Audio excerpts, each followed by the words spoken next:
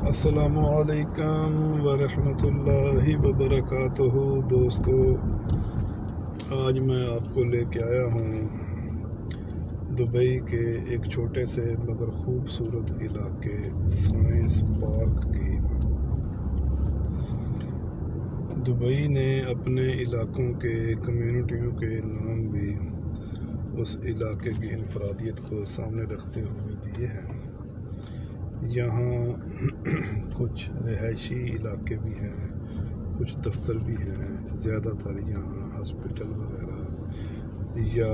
Science کے متعلق جو علوم ہیں انہی کا بزنس ہوتا ہے،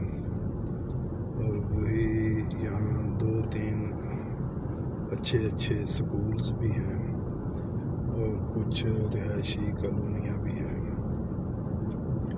تو یہ آپ دیکھ لیں، زیادہ تر یہ کھلا علاقہ ہے۔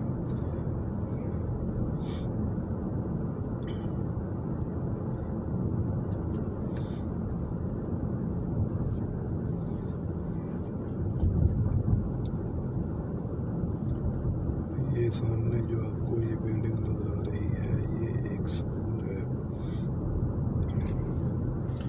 یہاں زیادہ تر کیمیکلز وغیرہ کا اور سائنس کے متعلقہ بھی آفس دفتر کاروبار ہوتے ہیں، اور موسم بھی بڑا پیارا ہے۔ بادل آپ کو نظر آ رہے ہوں گے، ہلکی بوندا باندی بھی ہو رہی ہے۔ کبھی مجھے وائپر بھی چلانے پڑیں گے۔ تو اس خوبصورت موسم میں نے کہا چلو آپ کو سائنس سے ریلیٹڈ جو علاقہ ہے سائنس پارک کے نام سے، اس کی سیر کروا لوں، اور اس کے سیر کے ساتھ پچھلی ویڈیوز میں مختلف قسم کی ویڈیوز بناتا ہوں، جیسا کہ آپ کو معلوم ہے۔ کچھ ویڈیوز میں بولتا نہیں ہوں، صرف آپ کو دکھاتا ہوں تاکہ میری باتوں پہ غصہ ہونے کی بجائے آپ آرام سے دبئی کی سیر کریں۔ اور کبھی میں بولتا بھی ہوں، آپ سے باتیں بھی کرتا ہوں۔ باتیں کرنے کا مقصد میرا کسی کے دل آزاری کرنا نہیں ہے یا کسی کو برا بنانا یا کوئی نہیں ہے۔ محض کسی کے ساتھ میری باتوں میں مماثلت ہو جائے تو وہ ایک اتفاق ہوگا۔ خدا گواہ ہے، دلوں کے بید اللہ تعالیٰ سب سے بہتر جانتے ہیں، اور اللہ تعالیٰ اس بات کے گواہ ہیں کہ میرا مقصد صرف اور صرف جو میرے سے چھوٹے میرے بہن بھائی بیٹے بیٹیاں ہیں ان کی اخلاقی طور پہ کوشش کرنا کہ وہ جن تلخ تجربات سے ہم بڑے گزرے ہیں وہ نہ گزریں، ان کی اصلاح ہے۔ تو اس کو اصلاح کے پہلو میں ہی لیجیے۔ محض اگر کسی کے ساتھ مماثلت ہو جائے تو وہ میں اس کے لیے نہ میری نیت ہے، اور اگر فرض کیا کسی کے ذہن میں کوئی بات آتی بھی ہے تو اس کے لیے میں آپ سے پیشگی معذرت خواہ ہوں، ایڈوانس میں آپ سے معذرت کرتا ہوں۔ تو باتیں چل رہی تھی ساس اور بہو کے جھگڑے کی۔ یہ اگر دیکھا جائے تو نہ کوئی جائیداد کا جھگڑا ہوتا ہے، نہ کوئی بیسک فساد کی ہمارے معاشرے میں۔ اسلام میں تو فساد ہے ہی نہیں ہے۔ اسلام نے تو حقوق دیے ہیں، بزرگوں کے حقوق دیے ہیں، بچوں کو ان کا اپنا حق دیا ہے، بڑوں کو ان کا اپنا حق دیا ہے، چھوٹوں کو ان کے اپنے حقوق دیے ہیں۔ اسلام نے تو حقوق دے دیے اور ہمارے ذمہ لگا دیا کہ یہ حقوق آپ نے پورے کرنے ہیں، اور اگر خدا نہ خواستہ ہم ان حقوق کو ادا کرنے میں ناکام رہے تو پھر اللہ تعالیٰ نے ہمیں یہ بھی بتا دیا ہے کہ میں تو اپنے حقوق معاف کر دوں گا۔ اللہ تو رحمان الرحیم ہے، اللہ تعالیٰ تو اپنے حقوق معاف کر دیں گے، لیکن اللہ تعالیٰ نے ہمیں حضور پاک صلی اللہ علیہ وآلہ وسلم کے ذریعے سے یہ بتا دیا کہ حقوق العباد تب تک معاف نہیں کروں گا جب تک جس کے ساتھ آپ نے ظلم اور زیادتی کی ہے جب تک وہ معاف نہ کریں۔ تو لہٰذا اسلام میں تو یہ لڑائی فساد یہ جھگڑے ہے ہی نہیں۔ اسلام نے تو ہر کسی کا حق متعین کر دیا ہے۔ ماں ہے اس کا حق ہے، باپ ہے اس کا حق ہے، اور اولاد پہ فرض ہے۔ کہا تو اللہ پاک نے سب کے لیے ہے، وَقُولُوا لِلنَّاسِ حُسْنًا، تو للناس کو حسنہ کہہ دیا کہ پورے انسانیت کے لیے احسن کام کرو، اخلاق سے پیش آؤ۔ لیکن والدین کو پھر علیحدہ کر کے بھی کہہ دیا کہ وَبِالْوَالِدَيْنِ احسانا، تو والدین کی تو اللہ تعالیٰ نے دوبارہ پھر علیحدہ سے کر دیا۔ تو اسلام کا تو اسلام میں تو ہے ہی نہیں۔ جو بندہ اپنے آپ کو مسلمان کہے اور وہ پھر ان بیکار جاہلیت پر متنج لڑائی جھگڑوں کے بارے میں کرے تو وہ پھر مسلمان نہیں ہے، یا پھر وہ دوسری بات وہ انتہائی سرے کا جاہل انسان ہے، اور جاہلیت کی بنیاد پر ہی یہ کچھ ہوتا ہے۔ اسلام میں تو یہ چیزیں نہیں ہیں۔ تو لہٰذا اگر بندہ اپنے آپ کو مسلمان بھی کہے اور پھر ان باتوں میں بھی آئے تو وہ دو باتوں میں ہے، یا وہ مسلمان نہیں ہے یا پھر وہ سرے سے جاہل ہے۔ تو دوسری رہی بات کہ وہ جاہل ہی ہوگا جو یہ کام کرتا ہوگا، ساس بہو کے جھگڑے۔ اور ہمارے معاشرے میں پہلے میں کہہ چکا ہوں کہ یہ تو اسلام کی بات تھی نا، ہمارے معاشرے میں لڑائی جھگڑے تین چیزوں کے ہوتے ہیں: زن، زر اور زمین۔ دولت کا جھگڑا ہوتا ہے، عورت کا جھگڑا ہوتا ہے، اور زمین کا جھگڑا ہوتا ہے۔ ان کے علاوہ کوئی جھگڑا نہیں ہوتا۔ تو ساس بہو کے مسئلے میں نہ کوئی زمین کا جھگڑا ہوتا ہے، نہ کوئی دولت کا جھگڑا ہوتا ہے۔ تو عورتیں تو وہ خود ہوتی ہیں۔ تو یہ سراسر 200%، 100% بھی نہیں، 200% یہ جاہلیت کی بنیاد پر ہی ہوتا ہے۔ اور پھر فضائل اعمال میں ایک حدیث پاک پڑھی تھی، لکھا تھا کہ جو نماز ایک مسلمان کو برے کاموں سے نہیں روکتی تو وہ نماز نہیں ہے۔ اور حدیث پاک کا مفہوم ہے، حدیث پاک صلی اللہ علیہ وآلہ وسلم کا مفہوم ہے کہ جو بندہ نماز بھی پڑھتا ہو اور برے کام بھی کرتا ہو، بد اخلاق بھی ہو، تو نماز اس کے سر سے اوپر ہی نہیں جاتی۔ وہ نماز ایک پرانے کپڑے میں لپیٹ کر اس کے منہ پر مار دی جاتی ہے۔ تو لہٰذا میری تمام ماؤں بہنوں سے التماس ہے، مؤدبانہ گزارش ہے کہ میری ماؤں بہنوں، آپ نماز پڑھتی ہو، اللہ تعالیٰ کی عبادت کرتی ہو، آپ کی چھوٹی سی بد اخلاقی کی وجہ سے، چھوٹی سی یہ جاہلیت کی وجہ سے آپ کی وہ ساری عبادت ضائع ہو جاتی ہے۔ آپ نماز پڑھتے ہو، سردیوں میں اٹھ کر ٹھنڈے پانی سے وضو کرتے ہو، سارا دن آپ بھوک پیاس رکھ کے روزہ رکھتے ہو، اور آپ کی جاہلیت کی وجہ سے، لڑائی جھگڑے کی وجہ سے وہ عبادت آپ کی قبول نہ ہو، تو پھر یا دو کاموں میں سے ایک کام آپ کر لیں، یا پھر آپ عبادت کرنی چھوڑ دیں، اور یا پھر آپ یہ جاہلیت والے لڑائی جھگڑے چھوڑ دیں۔ تو میں تو آپ سے یہ کہوں گا، آپ کا بھائی، بیٹا اور آپ کے باپ کی عمر کا ہونے کے ناطے، کہ آپ اللہ تعالیٰ کی عبادت کو جاری رکھیں، اور یہ چھوٹی چھوٹی باتوں پہ تانے دینا، لڑائی جھگڑے کرنا یہ چھوڑ دیں، تاکہ اللہ تعالیٰ کے ہاں بھی آپ کامیاب اور کامران ہوں، اور آپ کو اللہ تعالیٰ کے ہاں بھی کامیابی ملے۔ اور دوسری بڑی بات جو میں کہتا ہوں، جو میری ماؤں کی عمر کی ہیں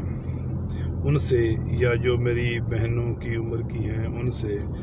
جو سانسیں بن چکی ہیں یا جو سانسیں مستقبل قریب میں بننے والی ہیں ان سے درخواست کرتا ہوں کہ یہاں تو آپ اپنے خامند کو پریشر میں ڈال کے، بھائیوں کو، بیٹوں کو پریشر میں ڈال کے، یہاں تو آپ جھوٹ کو سچ بنا لیں گی، رو پیٹ کے، آنسو بہا کے، جو عورت کا سب سے بڑا ہتھیار ہے، اپنے خامند کو، بھائیوں کو، بیٹوں کو یہ باور کرا لیں گی کہ آپ سچی ہیں، یہ جھوٹی ہے۔ جبکہ ہاں ویسا ہی ہوتا ہے جب ایک خاندان کے 4-6 آدمی کہیں بھی، خاندان کو چھوڑ کے کہیں بھی، جب 4-6 آدمی ایک طرف ہوں اور ایک اکیلا بیچارہ ایک طرف ہو تو لوگ کہتے ہیں کہ یار یہ 4-6 بندے تو غلط نہیں نہ کہہ رہے۔ تو لہٰذا اب تو آپ کر لیں گے، آپ سچے ہو جائیں گے، آپ دوسرے کو جھوٹا ثابت کر دیں گے، لیکن ہم چونکہ مسلمان ہیں، ہم نے نبی پاک صلی اللہ علیہ وآلہ وسلم کا کلمہ لا الہ الا اللہ محمد الرسول اللہ پڑھا ہوا ہے، اور ہمارا ایمان ہے کہ جنت بھی ہوگی، یوم الحساب بھی ہوگا، قیامت بھی ہوگی،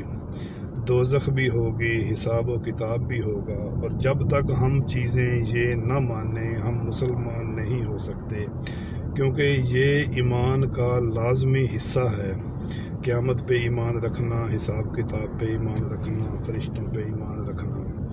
جنت دوزخ پہ ایمان رکھنا، انبیاء پہ، قرآن پہ، اللہ تعالیٰ پہ، یہ ایمان کا لازمی حصہ ہے۔ یہ جو باتیں میں نے گنوائی ہیں ان میں سے ایک کا بھی انکار بندہ کافر ہے، مسلمان نہیں ہے۔ تو لہٰذا میری آپ سے درخواست یہ ہے، اس بہن، اس میری ماں، اس میری بیٹی کو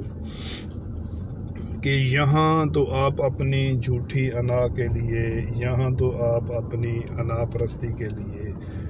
بہنوں کو، بھائیوں کو، بیٹوں کو ساتھ ملا کر سچی ہو جائیں گی،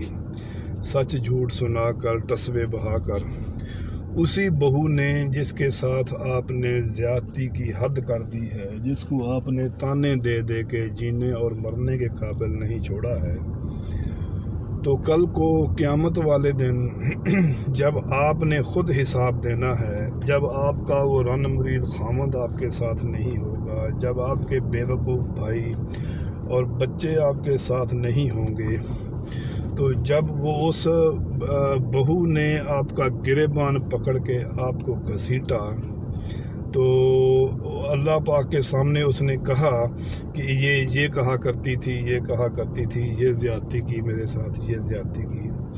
تو مجھے، میری ماؤں، بہنوں، میری بیٹیوں، مجھے فکر یہ ہے کہ اس دن آپ کے پاس کیا جواب ہوگا۔ تو خدا را اس دن کی ہزیمت سے بچنے کے لیے، اس دن کی پریشانی سے بچنے کے لیے، اس دن پھر جب یہ باتیں ہو جائیں گی تو پھر آپ اپنے اس خامند کو کیا جواب دو گی جس کے سامنے آپ سچی بن کے بیٹھتی تھی اور بعد میں بہو کی طرف فاتحانہ انداز سے دیکھتی تھی کہ میں نے آپ کو زچ کر دیا، میں نے آپ کو ذلیل کر دیا، میں نے یہ کر دیا۔ اس دن آپ کا کیا جواب ہوگا اور اس دن آپ کیا بولیں گی، کیا بتائیں گی؟ تو اس بات کو آپ لازمی ذہن میں رکھیں۔ بہو کے ساتھ لڑائی جھگڑے میں، بیوی کے ساتھ نہ، بہو کے ساتھ فساد میں، یہ بات آپ کے ضرور ذہن میں رہنی چاہیے کہ کل کو قیامت والے دن اگر اس نے میرا گریبان پکڑا تو اس ٹائم میرے پاس کیا جواب ہوگا۔ تو لہٰذا یہ تو ہے شرعی بات، مذہبی بات، ہم مسلمان ہونے کے ناطے ہمارا یہ فرض ہے اور ہمارے یہ حقوق ہیں۔ دوسری بات جو معاشرتی بات ہے، ساس بہو کا جھگڑا، خاندان، ہمارا خاندانی نظام ٹوٹنے پر متنج ہوتا ہے، اس کا اختتام خاندان کے ٹوٹنے پر ہوتا ہے۔ ساس بہو کا جھگڑا سازش کے طور پر یا اپنی جھوٹی جاہلیت والی انا کے لیے اتنا بڑھا دیا جاتا ہے کہ جو ایک ماں کے بطن سے پیدا ہوئے بچے ایک دوسرے کے بغیر وہ سانس نہیں لیتے تھے، بچپن میں یا اب تک جوان ہونے تک وہ ایک دوسرے کے علاوہ کھانا نہیں کھاتے تھے۔ اگر ماں کہتی بھی تھی کہ آپ کھانا کھا لو تو وہ کہتے تھے بہن بھائی کہ ہمارا بھائی آئے گا، یا بہنیں کہتی تھی کہ ہمارا بھائی آئے گا ہم پھر روٹی کھائیں گے۔ تو وہ ان بہنوں اور بھائیوں کو شادی کے بعد، خاص طور پہ بھائی کی شادی کے بعد، وہ بھائی اور بہنیں وہ کیوں ایک دوسرے سے نفرت کرنے لگ جاتے ہیں؟ ایک بہن یا بھائی کو تکلیف ہوتی تھی تو پورے خاندان میں تکلیف محسوس کی جاتی تھی۔ تو جو ایک دوسرے کے بغیر روٹی نہیں کھاتے تھے تو ان کو یہ اچانک پھر کیا ہو جاتا ہے کہ جتنا ان میں پیار تھا وہ شادی کے چند دنوں بعد ہی جتنا پیار تھا اس سے زیادہ ان میں نفرت بھر دی جاتی ہے۔ تو یہ کیوں ہوتا ہے؟ خاندانی نظام جب شادی ہوتی ہے تو آدمی بیچارہ مظلوم، میں کہتا ہوں کہ ماں ہی بیٹے کی دشمن ہوتی ہے، ماں خود بیٹے کی دشمن ہوتی ہے، ماں بیٹے کو زچ کر دیتی ہے۔ پہلے بھی میں ایک دو ویڈیوز میں یہ باتیں کر چکا ہوں کہ بعض اوقات ماں اپنے بیٹے کو، اپنے پیٹ سے جنے ہوئے بچے کو اتنا زچ کر دیتی ہے بہو کی دشمنی میں کہ وہ بیٹا خودکشی کے بارے میں سوچنے پر مجبور ہو جاتا ہے، سوچتا ہے کہ اس سے بہتر ہے کہ میں اپنی زندگی کا خاتمہ کر لوں۔ بہو کا تو وہ بیٹا ہوتا نہیں ہے، بہو تو جوان ہوتی ہے۔ بہو کو اگر بیٹا بیوہ ہو گئی یا بیٹے نے چھوڑ دیا تو بہو کہیں نہ کہیں دوسری شادی کر لے گی، یا بہو کا تو وہ کچھ نہیں لگتا۔ اگر وہ خدا نہ خواستہ خودکشی کر لے یا کوئی اور اپنے آپ کو نقصان پہنچا بیٹھے تو تکلیف اسی ماں کو ہوگی۔ لیکن میں نے یہ دیکھا ہے کہ مائیں اپنے بیٹوں کی دشمنی میں اس قدر بڑھ جاتی ہیں کہ اگر بیٹے کو تکلیف ہوتی ہے تو اپنے پیٹ سے جنے ہوئے کی ماں خوشی محسوس کرتی ہے، خوشی محسوس کرتی ہے۔ خوشی کس بات کی؟ خوشی اس بات کی کہ اس کی بہو اب پریشان ہوگی۔ اس کو یہ نہیں پتا کہ یہ تکلیف میرے بیٹے کو ہو رہی ہے، میں جس کو اپنے پیٹ سے جنا ہے یہ اس کو پریشانی ہو رہی ہے۔ اس جاہل عورت کو اتنا نہیں پتا ہوتا کہ یہ تکلیف کس کو ہے، یہ پرابلم کس کو ہے، یہ حقیقی پریشانی کس کو ہے۔ وہ جاہل عورت یہ دیکھتی ہے کہ میری بہو پریشان ہو رہی ہے، بہو کی خاک، بہو کو کیا؟ ارے پاگل عورت، بیٹا تیرا ہے، پریشان تجھے ہونا چاہیے۔ بہو تو خود پھر پریشان کرتی ہے۔ جو کچھ اچھی عورتیں ہوتی ہیں جو سمجھتی ہیں کہ یہ میرا خامد ہے، میں اس کو پریشان نہ کروں، وہ جو اچھی ہوتی ہیں وہ یہ ساس کے ظلم، نندوں کے ظلم وہ برداشت کر لیتی ہیں،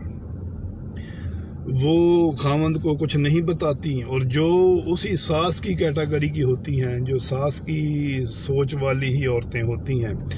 تو وہ پھر اپنی ساس کے بدلے پھر اس بیٹے سے لیتی ہیں۔ اور وہ بیٹا جس کو بڑے چاؤں سے، منتوں مرادوں سے مٹھائیاں تقسیم کر کے اللہ تعالیٰ سے لیا جاتا ہے، تو وہ بیٹا پھر جیسے چکی کے دو پارٹ ہوتے ہیں، وہ چکی کے دو پارٹوں میں پستا ہے۔ ایک چکی کا پارٹ اس کی اپنی ماں ہوتی ہے اور ایک چکی کا پارٹ اس کی بیوی ہوتی ہے۔ اپنی ماں جس نے اس کو پیٹ سے پالا، اس کو پال پوس کے بڑا کیا، پڑھایا لکھایا، اس کے بہنوں سے زیادہ اس کو قربانی کے بکرے کی طرح، جس طرح قربانی کے بکرے کی خدمت کی جاتی ہے، اسی طرح بہنوں سے زیادہ اس کو کھانا دیا جاتا ہے، بہنوں سے اچھی اس کو خوراک دی جاتی ہے۔ وہ ماؤں کو پتہ ہوتا ہے کہ یہ قربانی کے لیے میں بکرا تیار کر رہی ہوں، جب اس کی شادی ہوگی تو پھر میں اس کو روزانہ کی سطح پہ قربان کروں گی، ڈیلی بیسس پہ میں اس کی قربانی دوں گی۔ تو اور وہ بیچارہ قربان ہوتا چلا جاتا ہے، قربان ہوتا چلا جاتا ہے۔ ایک دن ایسا آتا ہے کہ وہی بہن بھائی جو ایک دوسرے کے بغیر روٹی نہیں کھاتے تھے، وہی بہن بھائی جو ایک دوسرے کے بغیر سوتے نہیں تھے، کھانا نہیں کھاتے تھے، وہی بہن بھائی ایک دوسرے کے دشمن ہو جاتے ہیں، ایک دوسرے کو دیکھنا گوارا نہیں کرتے،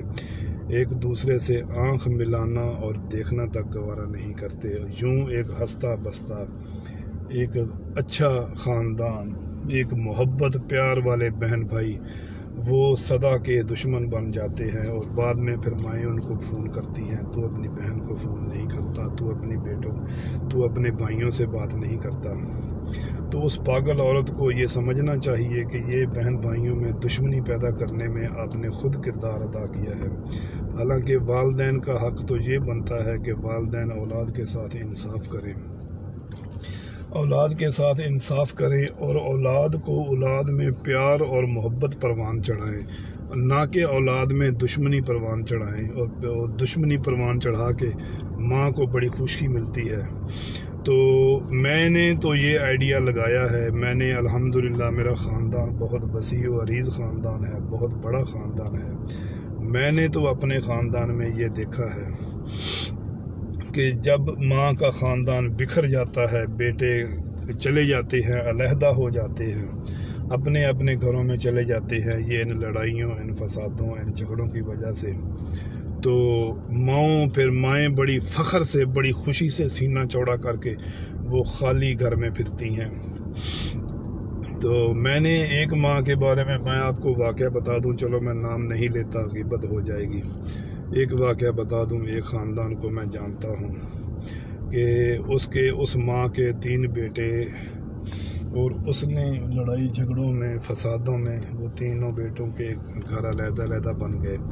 جو باپ نے گھر بنایا تھا ساری زندگی مزدوری کر کے، محنت کر کے، وہ گھر بکھر گیا، ٹوٹ گیا۔ اتنا بڑا گھر تھا کہ تینوں بیٹے آرام سے اس گھر میں رہ سکتے تھے، اتنا بڑا گھر تھا کہ وہ تینوں بیٹے آرام سے اس گھر میں رہ سکتے تھے۔ تو یقین کریں، اللہ جانتا ہے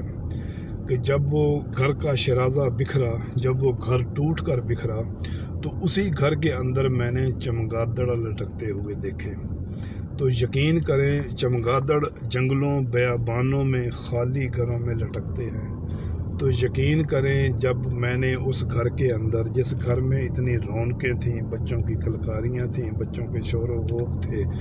تو جب اس گھر کا شرازہ بکھرنے کے بعد اس گھر کو میں نے ٹکڑوں میں بٹے ہوئے دیکھا، اور اس باپ نے ساری عمر محنت کر کے جو گھر بنایا تھا، جب اس گھر کے اندر میں نے چمگادڑ لٹکتے ہوئے دیکھے، تو چمگادڑ جو کہ خالی گھروں میں، جنگلوں بیابانوں میں لٹکتے ہیں، تو یقین کریں اس دن میں اتنا ادھر بیٹھ کے رویا کہ یہ دیکھیں، یہ ایک ماں کی اپنی اولاد سے دشمنی کا نتیجہ ہے کہ اس میں یہ 2 میاں بیوی رہتے ہیں، اپنی اولاد کا، اپنے بچوں کا خود گلا گھونٹ دیا، خب ان کو توڑ کے بکھیر کے اب یہ خوشی محسوس کر رہے ہیں۔ تو پھر بوڑھا اور بوڑھیا کیا کرتے ہیں، بوڑھا اور بوڑھیا پھر جب اپنے بیٹوں میں، بہوؤں میں اتنی دشمنی، تو پھر میں نے اور بھی دیکھا ہے کہ بعض لوگ جو کہتے ہیں، ہر بچے کے نصیب تو علیحدہ ہوتے ہیں نا، اللہ پاک نے نصیب بنائے ہیں کہ اگر باپ کے 4 بچے ہیں تو ہر بچے کا مقدر اور نصیب علیحدہ علیحدہ ہوگا۔ تو جب میں نے پھر اپنے آپ سے دیکھا ہے کہ جو کھاتے پیتے ہوتے ہیں، ان کی بہوؤں کو بیویوں کے ساتھ کیونکہ اتنا ظلم روا رکھا گیا ہوتا ہے، تو پھر وہ بیویاں اپنی ساسوں کو ساتھ رکھنا گوارا نہیں کرتی، پھر وہی لڑائی جھگڑے تانے کہ میں نہیں رکھ سکتی، تو پھر وہ بیٹے مجبوری میں کیا کرتے ہیں، پھر وہ بچے مجبوری میں اپنے غریب بہن بھائی کو کہتے ہیں کہ بھائی میں آپ کو سنبھائی، پنجابی میں کہتے ہیں کہ سنبھائی دے دیا کروں گا، کہ میں آپ کو پیسے دے دیا کروں گا، والدین کو آپ سنبھال لیں، ان کی خدمت آپ کر لیں۔ تو وہ اپنی ماں کی سنبھائی دینے پہ کیوں مجبور ہو جاتے ہیں، یہ کبھی کسی ماں نے سوچا ہے؟ تو پھر وہی مائیں اپنی ظلم و ستم کی چکی میں پیس کر، تو پھر وہ عورتوں کو، اپنے خاندانوں کو، ایک تو بات درمیان میں آ گئی ایسی مائیں بھی ہوتی ہیں، میں نے بہت کم دیکھی ہیں، ایسی مائیں بھی ہوتی ہیں جو اپنی اولاد کے شکوے پھر دوسروں سے کرتی پھرتی ہیں کہ میری بہویں ایسی نکلیں، میرے بیٹے ایسے نکلے، مجھے ایسے کر دیا۔ یہ کبھی نہیں بتاتی کہ جب میں جوان تھی، جب میرے ہڈ پیروں میں طاقت تھی تو میں نے ان کو کیسا زچ کیا، کیسا اس کو بات کوئی نہیں ہوتی، بات نہ کوئی زمین کا جھگڑا نہ جائیداد کا جھگڑا، بات تو یہ ہوتی ہے کہ اس بہو کو بولا کہ تو مٹی سے برتن صاف کر، اور خود اچھے ڈش واش سوپ سے صاف کیے، اور بہو کو نیچا دکھانے کی خاطر اپنے خامند کو دکھائے، پھر دونوں برتن اٹھا کے یہ دیکھو یہ اس نے دھویا ہے، یہ میں نے دھویا ہے۔ اور سارا دن بہو نے جب کام بہو سے کروایا، جھاڑو پونچھا، برتن دھلوائے، کھانا وغیرہ سارا کام بہو نے کیا، اور دوپہر کے ٹائم جب سارا تھک ہار کے بہو اپنے چھوٹے بچوں کو لے کر لیٹی، تو پھر جب خامد کے آفس سے یا کام سے یا کہیں سے آنے کا ٹائم ہوا تو اس ٹائم پھر اپنی بیٹیوں کو جلدی جلدی کام پہ لگایا کہ آپ کے باپ آنے والے ہیں، جلدی جلدی کام کو۔ تو وہ بیٹیاں پھر دیے ہوئے جھاڑو پہ جھاڑو دینے لگ گئیں، تو وہ بیٹیاں پھر دھلے ہوئے برتنوں کو دھونے لگ گئیں۔ تو پھر خامد کو اشاروں سے بتایا کہ یہ دیکھو تیری بہو تو وہ پڑی ہے، کام تو یہ میری بیٹیاں کر رہی ہیں۔ تو یہ مجھے سمجھ نہیں آئی، مجھے آج تک میں نے سوچ کے ہلکان ہو گیا ہوں کہ وہ کس بات پہ بہوؤں کو نیچا دکھانا چاہتی ہیں، کس بات کی وہ اپنا خامد کو دکھانا چاہتی ہیں کہ خامد کیا اس کی بیٹی اپنی بہو بیٹی کی جو سسر ہے وہ عزت نہ کرنے لگ جائے، وہ اس کی چلو عزت نہ کرو، اس پہ شفقت کرو، وہ بھی آپ کی بیٹی کی عمر کی ہے، جس طرح آپ اپنی بیٹی کی تربیت کرتے ہو ویسے ہی آپ بہو کی بھی تربیت کرو۔ جس طرح آپ کی بیٹی کی عمر اتنی ہو گئی، آپ اس کو سمجھاتی ہو، بات بات پہ اس کی تربیت کرتی ہو، اس کو اچھی باتیں بتاتی ہو، تو اگر خدا نہ خواستہ وہ بھی کسی کی بچی ہے، وہ آپ کی بیٹے سے شادی کر کے آپ کے گھر میں آئی ہے، اگر اس سے کوئی غلطی ہو جاتی ہے، کوئی کمی کوتاہی ہو جاتی ہے، تو آپ اس کو اگنور کر سکتی ہیں، اس کو معافی دے سکتی ہیں۔ کیا وہ مکمل تو اللہ تعالیٰ کی ذات ہے، اور اس کے علاوہ تو کوئی ذات مکمل نہیں ہے۔ انبیاء کو اللہ تعالیٰ نے معصوم پیدا کیا ہے، غلطیوں کا مادہ نہیں ڈالا۔ انبیاء کے علاوہ تو ہر انسان میں غلطیاں ہیں۔ کیا ساس کو سوچنا چاہیے کہ جب میں بہو تھی تو کیا مجھ سے غلطیاں نہیں ہوتی تھیں، کیا مجھ سے کوئی کوتاہیاں نہیں تھیں؟ تو اپنی باری پہ آپ اپنی باری پہ تو آپ ایسے بن جاتی ہو کہ جیسے آپ سے غلطی ہو ہی نہیں سکتی۔ تو لہٰذا میرا یہ ہے، دونوں باتوں کے دونوں پہلوؤں سے آپ سوچیں۔ خدا را